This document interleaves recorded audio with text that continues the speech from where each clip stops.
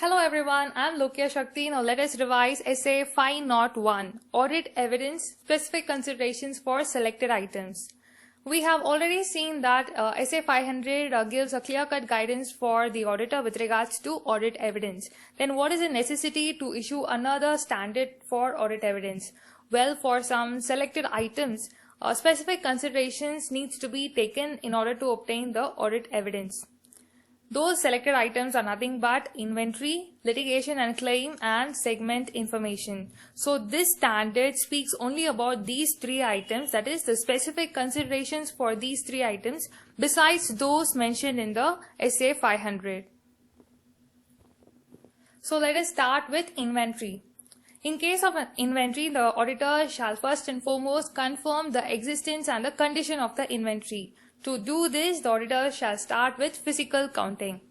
That is, he shall verify the management's instructions and procedures for recording and controlling the entity's physical inventory counting. Then he shall observe the performance of the management's count procedures. He shall inspect the inventory and perform test counts. Next step would be to perform audit procedures over the entity's inventory records. In case where the physical inventory is done on a date other than the financial statement date, then the auditor should obtain audit evidence with regards to whether any changes is there between the count date and the financial statement date. Where the auditor is unable to attend the physical count, then he may fix an alternate date and perform audit procedures for the intervening transactions between these two dates. Where the physical counting is impracticable, then the auditor shall determine alternate audit procedures to resolve this issue.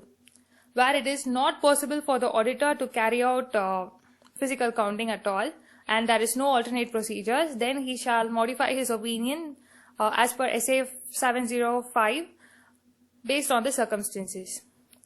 What happens in case where the inventory is lying with the third party? Then the auditor shall ask for, that is a request for a confirmation from the third party regarding the quantity and the condition of such inventory. He shall perform inspection over the inventory that is under the custody of the third party. He shall obtain another auditor's report or service auditor's report regarding the adequacy of the third party's internal control in order to confirm that the inventory are properly counted and adequately safeguarded. In case where the goods are pledged, that is the inventories are pledged, then the auditor shall inspect the documentations and confirm the same with the other party. Next, let us see litigation and claims. Okay, in case of litigations and claims, the auditor shall first inquire the management and others within the entity, including the in-house legal counsel regarding the litigations and claims of the entity. The auditor shall review the minutes of the meeting between the management and the external legal counsel. He shall verify the legal expense account.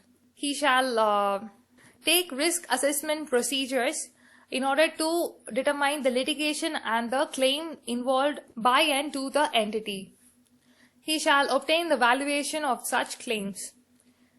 In case where the risk of material misstatement is associated with the litigation, then the auditor shall initiate a step in order to directly communicate with the external legal counsel through a letter of inquiry. Where the law prohibits the auditor to do such an direct communication with external legal counsel, then he shall determine what other alternate audit procedures could be done in order to confirm the same.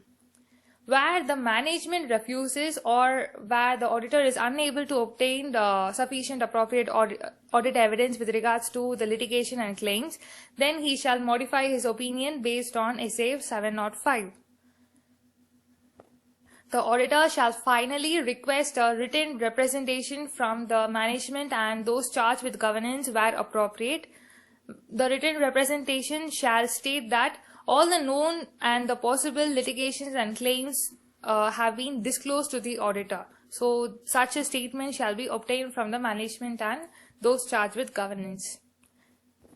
And finally comes segment information. The auditor shall first and foremost understand the methods used by the management in determining the segment information. whether it is in accordance with the applicable financial reporting framework, and if possible and where appropriate, the auditor shall conduct tests on such methods.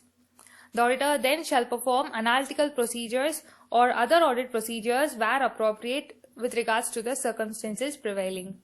So these are the 3 selected items for which special considerations needs to be given by the auditor while obtaining the audit evidence, which is discussed by SA 501. By this, we come to the conclusion of this standard. I hope it was useful. Thank you for listening.